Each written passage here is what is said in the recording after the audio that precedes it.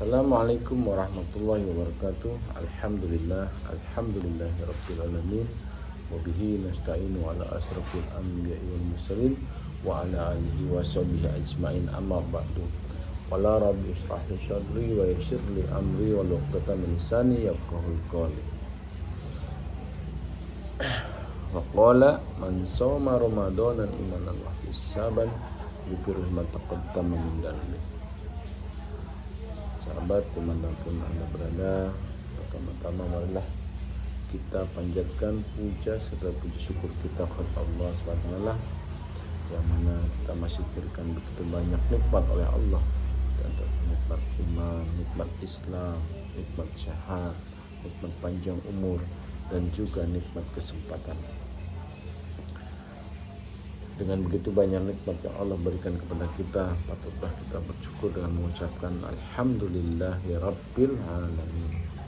Salawat serta salam marilah kita haturkan kepada junjungan tertinggi kita Nabi besar Muhammad sallallahu alaihi wasallam, dan kepada keluarganya, sahabatnya, tentunya kepada seluruh umatnya, termasuk kita, dan semoga kita termasuk orang-orang yang mendapatkan syafaat dari beliau di akhir usia kelak. Amin amin ya rabbal alamin. Sahabat dimanapun Anda berada, alhamdulillah pada pagi hari ini kita berjumpa lagi dalam rangka kultum atau kuliah 7 menit atau membaca pencerahan dengan tema pada kali ini pengertian tentang zakat. Setelah kemarin kita bahas tentang pengertian tentang itikaf, kita lanjutkan di bulan Ramadan ini. Semoga pada hari ini atau hari-hari yang akan datang kita diberikan kesehatan, diberikan kemampuan oleh Allah, dan semoga kita menjadi orang-orang yang mendapat keberkahan dari Allah SWT. Amin ya rabbal alamin. Sahabat dimanapun Anda berada, pengertian zakat secara bahasa, zakat berarti membersihkan. Dalam istilah agama, zakat berarti mengeluarkan sebagian harta miliknya atau milik orang itu untuk orang-orang tertentu yang berhak menerimanya dengan syarat-syarat, yaitu syarat-syarat penerima zakat ada 8. Nanti kita bahas satu persatu. Zakat juga berarti mengembangkan pertumbuhan ekonomi. Zakat adalah rukun Islam yang ketiga yang wajib dilaksanakan setiap muslim yang memenuhi persyaratan yang ditetapkan syariat Islam, yang mana rukun Islam itu ada 5. Yang pertama syahadat, yang kedua sholat, yang ketiga zakat, yang keempat puasa, yang kelima haji jika mampu. Dan kelima-limanya ini bila mana kita sudah mampu, wajib kita lakukan karena itu rukun Islam.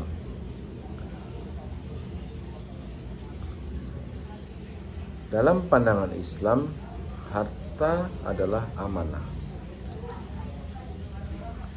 Allah yang memberikan kepada kita manusia untuk digunakan pada jalan yang benar. Dalam harta yang dimiliki seseorang dari hasil usahanya itu terdapat hak orang lain yang harus dikeluarkan atau untuk mustahiknya. Jadi harta yang kita dapatkan perlu kita zakati, yaitu yang mana ada 8 mazhab mustahik, yang 8 mazhab yang wajib penerimanya itu orang-orang yang berhak menerima zakat itu ada 8 asnaf namanya.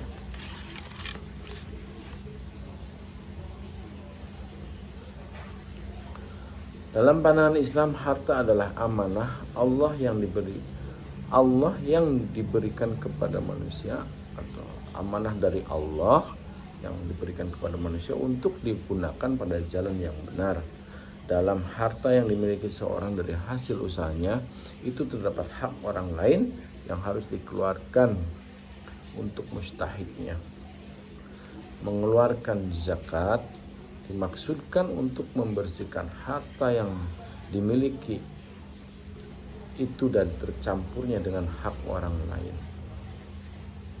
Dari harta zakat itu akan memacu pertumbuhan ekonomi umat. Allah Subhanahu wa taala berfirman, "Qad aflaha man zakkaha wa dzakara isma rabbih wa shalla." Sungguh beruntung orang yang membersihkan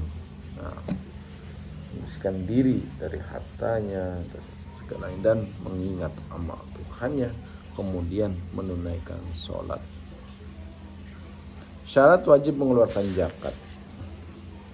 Yang wajib mengeluarkan zakat adalah orang Islam. Nah, kalau bukan orang Islam tidak wajib, karena kita termasuk dalam rukun. Makanya zakat itu termasuk wajib bagi orang Muslim yang mempunyai sejumlah harta tertentu yang telah memenuhi syarat dan ditetapkan oleh syariat Islam.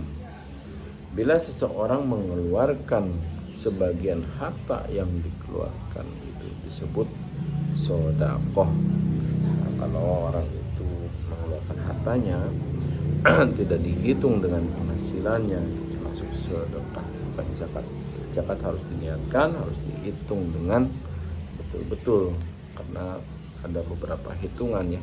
Kalau hasil usaha ada yang 2,5%, hasil pertanian tergantung airnya, ada pengairan air hujan, itu pun beda-beda. Barang yang wajib dizakati, yang pertama itu yang satu, logam berharga atau logam mulia, terdiri dari emas dan perak dan sebagainya, yang logam mulia. Syarat-syarat wajib dikeluarkannya zakat: sudah cukup nisab. Batas minimal wajib dikeluarkan zakat yaitu 20 osak atau 96 gram kalau emas ya, untuk emas, dan kurang lebih 672 gram untuk perak. Demikian secara sempurna telah memiliki selama 1 tahun. Kalau belum 1 tahun belum wajib dizakati. Kalau sudah setahun sudah wajib dizakati. Zakat yang dikeluarkan adalah 2,5% dari jumlah seluruh emas dan perak yang dimiliki. Harta perdagangan dan perniagaan. Syarat-syarat wajib dikeluarkan zakatnya sudah cukup nisab. Batas minimal wajib dikeluarkan zakat yaitu bila harta perdagangan itu telah mencapai lebih seharga emas 85 gram, emas ke atas atau 85 gram ke atas, keuntungannya telah dimiliki selama 1 tahun, haul ya. Zakat yang dikeluarkan adalah 2,5% dari seluruh laba, dari seluruh keuntungan.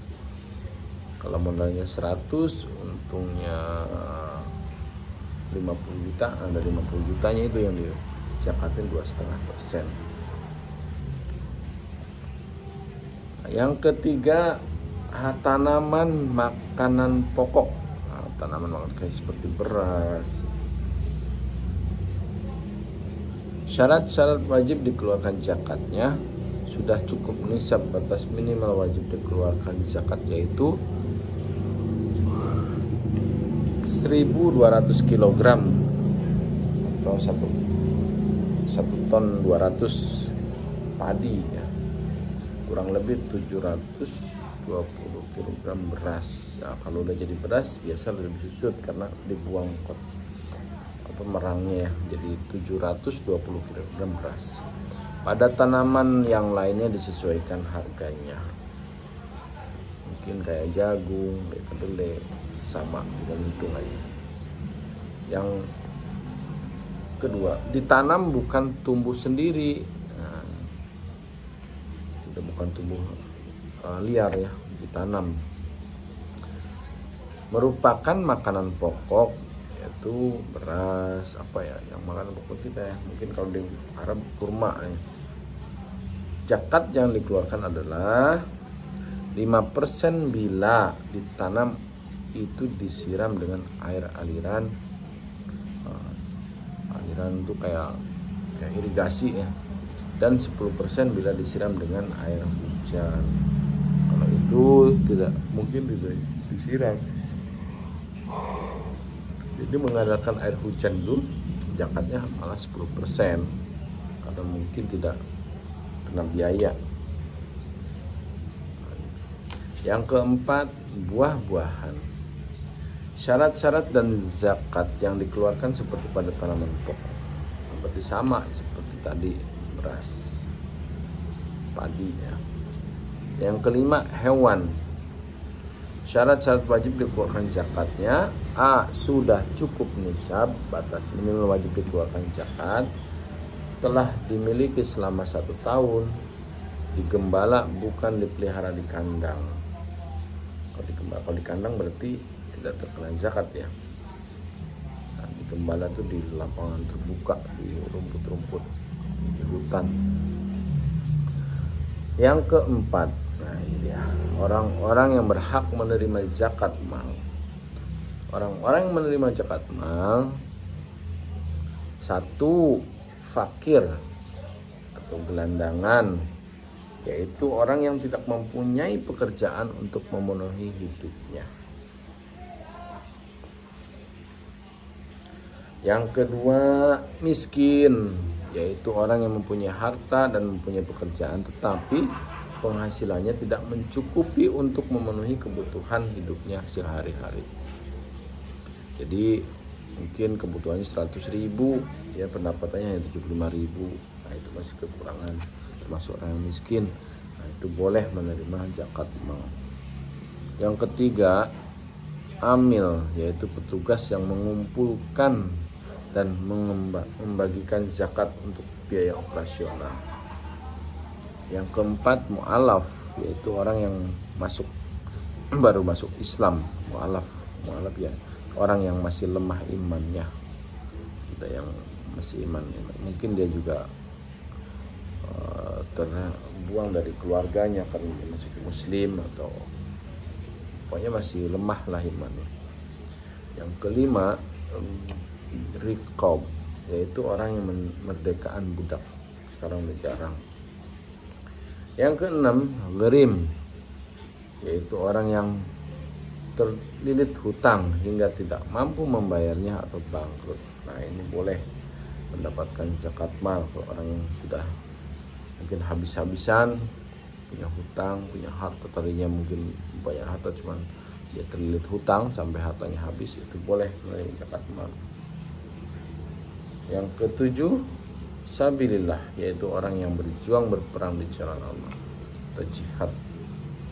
Yang kedelapan, ibnu sabil, yaitu orang yang terlantar dalam perjalanan, orang yang kehabisan ongkos, mungkin mudik dia dari Jakarta, copetan apa-apa, pokoknya orang yang benar-benar butuh lah, kehabisan ongkos, boleh itu meminta zakat mal atau mendapatkan zakat mal.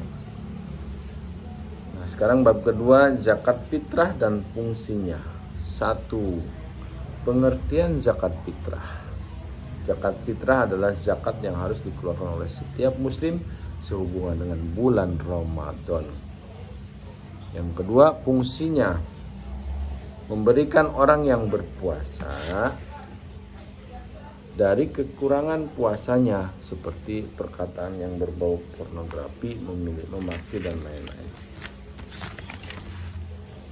Yang kedua, memberi santunan makan bagi orang-orang miskin, termasuk orang-orang yang dirindukan surga nih. Sebagaimana disebutkan dalam hadis di bawah ini, An Ibni Abbas radhiyallahu anhu qala farada Rasulullah sallallahu alaihi wasallam zakatal fitri tuhratan lis-shaimin minal lagwi warrafasi wa tu'matan lil masakin faman addaha qabla shalah fahiya zakatu maqbulah wa man addaha ba'da shalah fahiya shadaqatun minas shadaqat. Ibnu Abbas berkata, Rasulullah sallallahu alaihi wasallam telah mewajibkan zakat fitrah sebagai pembersih bagi orang-orang yang berpuasa dari kata-kata yang sia-sia, keji, dan sebagai pemberian makan bagi orang miskin. Barang siapa yang mengerjakan sebelum sholat Idul Fitri, maka ia termasuk zakat yang diterima. Jangan salah nih. Jangan sampai kita berikan zakat fitrah tapi setelah sholat Idul Fitri, nah itu sudah tidak dianggap zakat fitrah, dianggap sedekah. Dan barang siapa mengerjakan setelah sholat Idul Fitri, maka termasuk sedekah biasa. Hadis Ibnu Majah. Setiap muslim wajib membayarkan zakat fitrah untuk dirinya dan orang yang menjadi tanggung jawabnya sebanyak 1 syok atau 2 kilo 75 on, 2 kilo 75 kilogram. Setiap orang dari bahan makanan pokok yang berlaku di tempat itu dan setara dengan yang dimakannya sehari-hari, seperti beras untuk kasus Indonesia. Untuk di Indonesia kita mungkin udah tahu ya, makanan pokoknya beras, berarti kita pakai zakat kita pakai beras. Kalau mau diuangkan tinggal dikalikan dengan harga yang dibelikan untuk seharga beras itu sendiri. Ibnu Abbas berkata dalam hadis, farada Rasulullah sallallahu alaihi wasallam zakatal fitri alal harri wal abdi wal zakari wal unsa was saghiri wal kabiri minal muslimin wa amara biha an tuwaddi qabla khuruji nasi ila shalah. Rasulullah sallallahu alaihi wasallam mewajibkan zakat fitrah kepada orang merdeka, hamba sahaya, laki-laki dan perempuan, anak-anak dan orang dewasa dari kaum muslimin. Beliau memerintahkan agar zakat fitrah dilaksanakan sebelum orang-orang melaksanakan sholat Idul Fitri. Hadis riwayat muttafaqun alaih. An Ibnu Umar radhiyallahu anhu anna Rasulullah sallallahu alaihi wasallam amara bi zakatil fitri sa'an min tamarin aw sa'an min sya'ir. Dari Ibnu Umar radhiyallahu anhu berkata, sesungguhnya Rasulullah bersabda, memerintahkan mengeluarkan zakat fitrah dengan 1 syok kurma atau gandum. Syarat wajib mengeluarkan zakat fitrah. Ini syaratnya nih. Yang pertama yaitu beragama Islam, sama seperti zakat mal juga. Pertama beragama Islam. Yang kedua menjumpai terbenamnya matahari di hari terakhir di bulan Ramadan, masih hidup ya kan. Kalau sudah meninggal sebelum menjalani hari terakhir itu tidak perlu zakat fitrah. Memiliki kelebihan makanan selain yang dibutuhkan oleh dirinya sendiri dan orang-orang yang berada dalam tanggungannya selama sehari semalam pada Idul Fitri. Kalau dia nggak ada, nggak perlu kita membayarkan zakat fitrah, bahkan dia mendapatkan zakat fitrah. Orang-orang yang berhak menerima zakat fitrah, orang-orang yang berhak menerima zakat fitrah adalah orang-orang miskin. Yang kelima, waktu pelaksanaannya, waktu mengeluarkan zakat fitrah yang paling utama adalah sebelum hari sholat Idul Fitri. Boleh dilakukan pada hari-hari sebelumnya di bulan Ramadan, tetapi tidak termasuk zakat fitri bila dilakukan setelah sholat Idul Fitri. Zakat fitrah sudah dianggap sampai kepada mustahik bila yang menerimanya itu lembaga seperti panti asuhan. Hikmah diwajibkan zakat. Nah, ini hikmahnya kenapa kita diharuskan bayar zakat. Di antara hikmah disyariatkannya zakat adalah yang pertama, zakat membersihkan hati orang yang menunaikannya, mempunyai sifat kasih sayang kepada sesama, tidak merasa sombong karena kekayaannya, dan tidak rakus pada harta. Dia akan menjadi orang yang dermawan sehingga akan dicintai oleh orang lain. Nah, itu hikmahnya. Yang kedua, zakat fitrah. Zakat fitrah merupakan salah satu bentuk kepedulian sosial sehingga kesejahteraan sosial meningkat. Bila si miskin merasa terbantu oleh si kaya, maka akan terjadi tolong menolong dan saling membantu, menghilangkan rasa curiga, dan akhirnya menciptakan keamanan bagi sesama. Nah, kita kalau sering tolong menolong, yang mampu bantu yang tidak mampu juga bisa bantu pekerjaannya. Yang ketiga, zakat fitrah merupakan bentuk rasa syukur kepada Allah Subhanahu wa taala yang dirasakan oleh orang yang berpuasa karena telah berhasil melawan hawa nafsu. Dan yang keempat, zakat mal. Nah, ini zakat mal dapat menumbuhkan dan mengembangkan perekonomian rakyat kecil bila dikelola dengan manajemen yang baik. Demikianlah pengertian tentang zakat yang dapat saya sampaikan. Mudah-mudahan ada manfaatnya untuk kita semua. Dan kita jangan lupa, kalau kita sudah mampu, sudah ada, silahkan dibayarkan zakat malnya, dan minimal sekali kita membayar zakat fitrah. Semoga Allah bimbing terus kepada kita semua. Semoga kita termasuk orang-orang yang dapat menjalankan semua perintah Allah SWT dan menjauhi semua larangannya Allah SWT. Cukup sekian, mari kita tutup pada pagi hari ini dengan kafaratul majelis. Subhanaka Allahumma wa bihamdika asyhadu an la ilaha illa anta astaghfiruka wa atubu ilaik. Kurang lebih mohon maaf. Wabillahi taufiq wal hidayah. Wassalamualaikum warahmatullahi wabarakatuh.